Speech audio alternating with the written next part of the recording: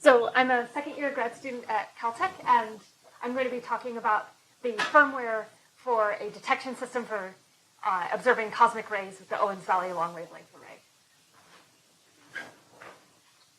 And I'll start with science motivation, what we want to learn about cosmic rays, and then I'll explain why this is actually a radio astronomy problem and not just a particle physics problem, and then I'll introduce the Owens Valley long wavelength array and the upgrade that's going on in the next couple of years, and I'll present results from preliminary cosmic ray firmware that detected 8 cosmic rays, which is Ryan Monroe's thesis, and then I'll explain how we're going to move from that system to a cosmic ray trigger system that's a full-time commensal observing mode of the array.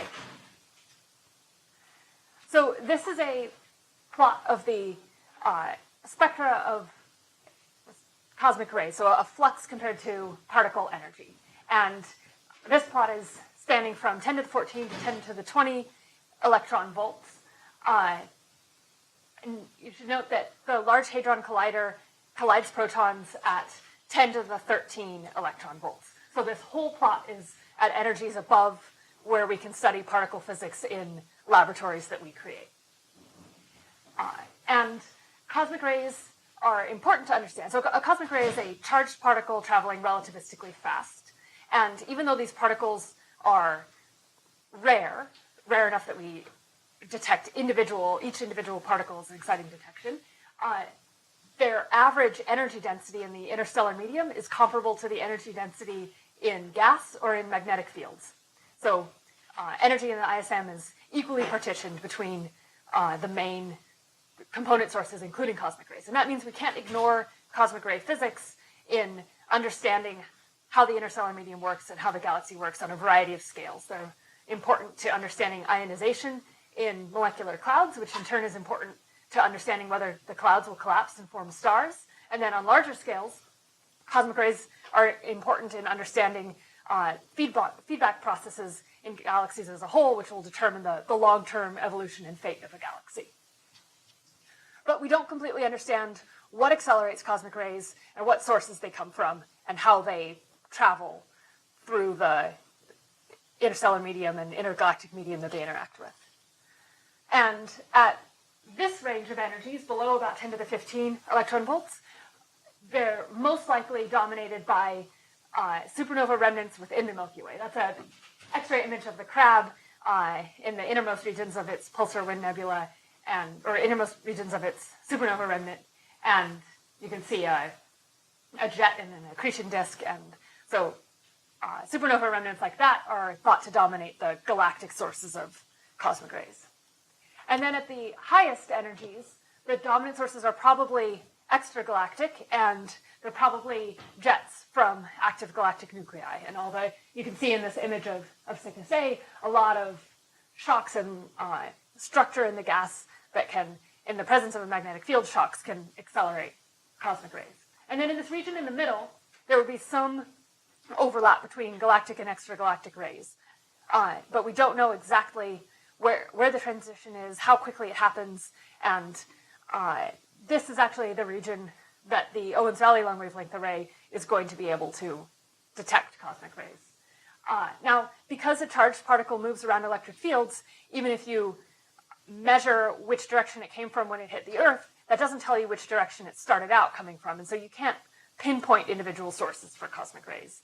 But the way we can get at understanding where they come from is by understanding the distribution of masses of particles, understanding basically what fraction are protons, what fraction are iron nuclei, how common are sort of middle mass elements. And composition and energy are things that we can estimate from what we can reconstruct from what we observe when the particle hits the atmosphere. And so you can build particle detectors and put them on the space station to detect low energy cosmic rays, because all of these won't get through the atmosphere. And that's the only direct detection that you can do. You have to put it in space.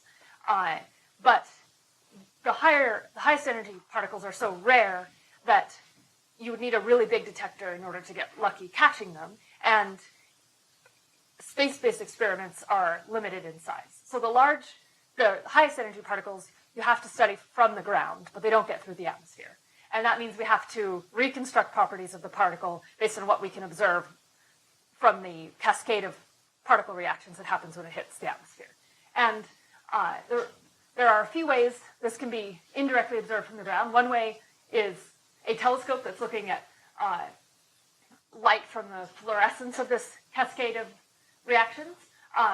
Another way is a particle detector that detects the muons that do travel all the way to the ground. Because when the initial particle hits the atmosphere and there are a whole bunch of particle interactions, muons will be produced. Or you could have light detectors that detect the Cherenkov light. Or you could detect it with a radio antenna, and that's what I'll focus on. There are two main reasons that these showers make radio emission. One reason is that you have a lot of electrons and positrons that are being sent opposite directions by the Earth's magnetic field, and so you get a large and changing current, and that produces radio waves. The other reason is the shower front is sort of pulling electrons out of the atmosphere ahead of it, and that means a negative charge is building up at the front of the shower, and a positive charge builds up behind that shower front, and that effectively looks like a dipole. And so you have this dipole traveling relativistically fast, and it emits radiation that's called Ascarian emission, which will be radially polarized. And so we can model the emission that you expect on the ground. And because the whole shower is traveling so close to the speed of light, all the emission from the shower is going to arrive at the ground very close to the same time. And so what your antenna would see is a band-limited impulse. So this is a really fast time domain problem. And this is a model of how the footprint of a shower would look overlaid on the antenna positions of the upgraded LWA. This dense circle in the middle is just the dense core of the array where there are too many antennas overplotted to see individual X's. And this is for a shower arriving inclined and from the north. If a shower arrives from zenith, it'll have a much narrower footprint, but if that lands on the core, we'll sample it really, really well. And even though it's a smaller footprint, it's much, much brighter. So we can also get really good event reconstructions from this kind of event. Backing up to an overview of the long wavelength array in the Owens Valley Observatory. The Owens Valley Radio Observatory is operated by Caltech, and it's about 200 miles north of Los Angeles in eastern California in the desert. It's between two mountain ranges, which gives us a pretty good RFI environment because it blocks the cities in the distance. The LWA is a lot of dual polarization antennas, so cross dipoles, and everything's brought back and processed in this signal processing shelter with a big air conditioner. And the current array has 288 dipoles, or 288 times 2 dipoles, and baselines up to 1.5 kilometers, 16 roach boards, and 30 to 80 megahertz bandwidth. And the upgrade will have 352 antennas, baselines up to 2 kilometers, and we want to use 11 SNAP2 boards. The bandwidth of the instrument is going to be the same. The goals of the current array were primarily transients, including extrasolar space weather, and also cosmic dawn epoch of reionization research, with an all-sky imaging correlator. Those goals will continue into the upgrade, but a couple observing modes will be added, including a beamformer and cosmic ray detection firmware, and the science cases that are being added are some solar system astronomy and cosmic ray science. And so it's very important to have a trigger system that can capture events well, because we need to find a 20 nanosecond burst in a stream of data that if you put all the ADC output of all the ADCs in the array together, it would be 125 gigabytes per second. And so we have to have a good way of buffering voltages and then saving only snapshots around candidate events. But RFI also makes impulsive transients, and you can't save every impulsive transient because the system would be flooded with RFI. It would be triggering faster than you could save. And so what most similar experiments do is they trigger off of a particle detector. They have a muon detector, a few muon detectors on the ground, and this is what LOFAR does. And then the muon detector triggers the radio array to save its data. But we would like to move away from that because we would have a lot more freedom for some different techniques if we don't have to depend on catching muons on the ground, and if we aren't limited by how much of the ground we've covered in muon detectors. And this is something that several experiments are interested in, but Owens Valley is really in the best position to experiment with trigger techniques because we have a lot of freedom over our firmware. At LOFAR, it's very hard to get permission to change the firmware. And so Owens Valley can have a self-triggering system where I'll do initial detection and initial RFI classification on the FPGA, and then an FPGA that has detected an event will trigger the rest of the array to dump data. And that will be sent to CPUs. The CPUs will also be sending calibration and configuration information back to the FPGAs. Ryan Monroe made a prototype of this kind of system as the finishing part of his PhD thesis, and he observed 8 cosmic rays in a dedicated 40-hour observation run. That's roughly the rate of events that we expect. One cosmic ray of this energy hits this much space on the ground every few hours or so. And so this plot shows one of his events, and you can see, so each spot is at the position of an antenna. He was just using the core of the array, and the size of the dot is the peak power that antenna observed, and the color of the dot is the time that it observed it. So blue is earlier and yellow is later. So it's faint and starting over here, sweeping across the array and getting brighter, and this matches models for how you'd expect a cosmic ray to behave. So now I'm going to go into more detail on the trigger system that I'm going to implement. And so this SNAP2 has we want to attach to it 4 ADCs that will each process 16 signals. And then the first step that I'll do is a time domain FIR filter. We don't need to channelize any of this data because we're looking for band-limited impulses. So just a FIR filter because we will initially have 100 megahertz bandwidth, but 30 to 80 is the RFI quiet zone. And then I'll look for a pulse of power above a threshold. There's some more filtering to make that work well. And then I'll compare parallel streams of antennas and essentially count how many of them detected a pulse. That will be a trigger, and then there's an RFI veto. I'm going to go into detail on the next slide. So the CPU will be setting thresholds per antenna, and we'll adapt these thresholds because our noise is primarily dominated by the galactic synchrotron background, and so as the galaxy rises and sets, we'll need to set a changing power threshold to get the same signal to noise. And after detecting pulses, it'll just be a Boolean signal that said at this timestamp was the power above the threshold. And the first RFI blocker blocks repetitive events. If it's triggering over and over and over, it's not a cosmic ray, it's some kind of RFI.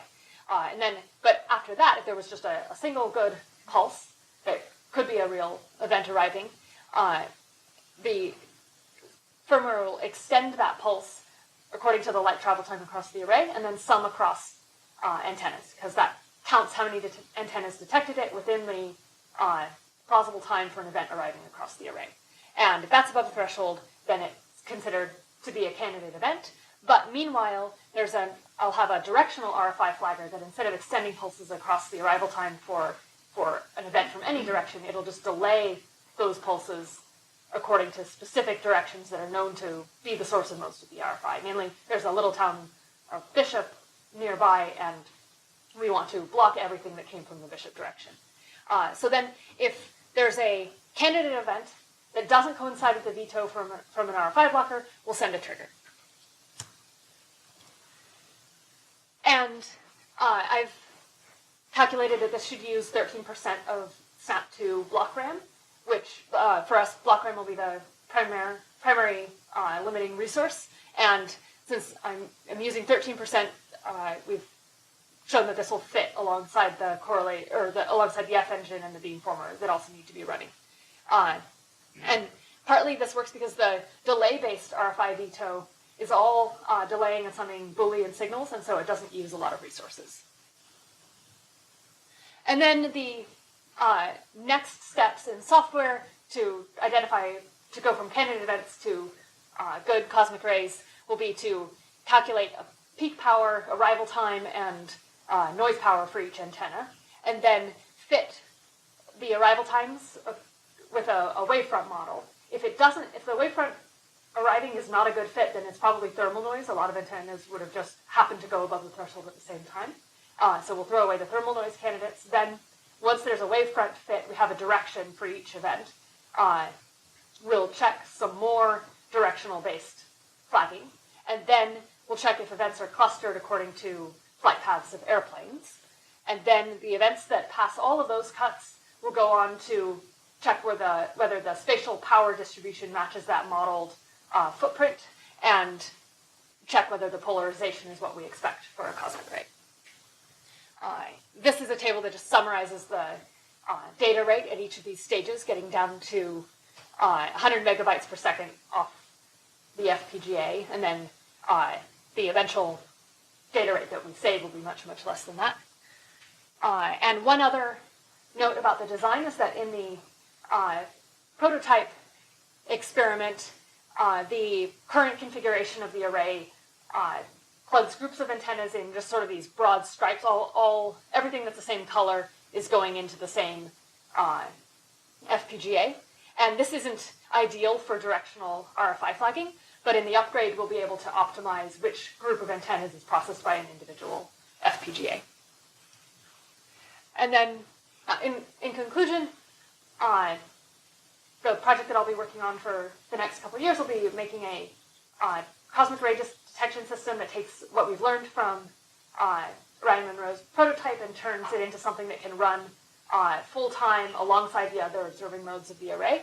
And this will let us get about 1,000 events per year of observing, which is comparable to the largest samples other radio experiments have put together of cosmic rays in this energy range. And we'll use about 13% of SNAP to block RAM. So, thank you. Are there any questions?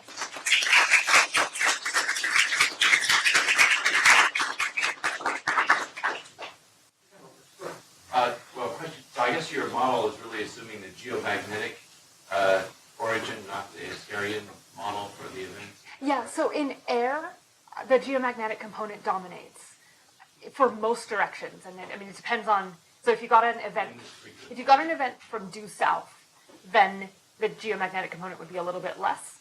But still, it would probably be more than Ascarian. Ascarian dominates in ice, and so experiments like Ice Top on the top of Ice Cube or Ariana that are detecting showers from neutrinos in ice have mainly Ascarian radiation. But for the magnetic field where we are and for showers in air, it's mainly geomagnetic. Yeah?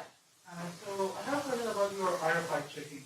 Yes. So you said you look for 64 repetitive pulses, and then if there is a repetitive pulse, you don't need the pulse signal, right? Like your RFI. So I want to categorize it. Yes. This one. Yes, here. So how do you define pulse here? Because and how do you keep track of how many pulses are happening? And what if it's like 54, then there's no pulses for some time, then it starts again like after some time, you know? What Ryan did was whenever it went above a threshold, he blocked it from ever going above the threshold again within a certain range of time.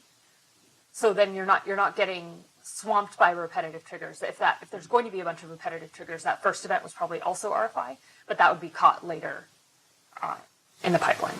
But I mean, how do you define threshold? Like how do you on that threshold? That threshold will be what would give us a certain signal to noise that's the minimum we would need to work with in order to try to reconstruct an event. And that's why, as the galaxy rises and sets, that threshold will be changing. But it's something that we can change slowly by. So that's why I have a somewhere on the block diagram. So on the order of maybe every 6 seconds, we'll change thresholds. Ryan would also adapt the threshold to always keep the trigger rate at a manageable level. I'd like to get and so he prototyped some of this RFI flagging, but wasn't using it at the for the 40-hour observation. And so what I'd like to do is get this RFI flagging working well enough that we can just set a threshold according to the galactic background, and basically not have. That'll make the completeness easier to calculate, rather than change it according to the RFI environment. Sorry, we don't have time for any more questions. We'll try Kathryn later.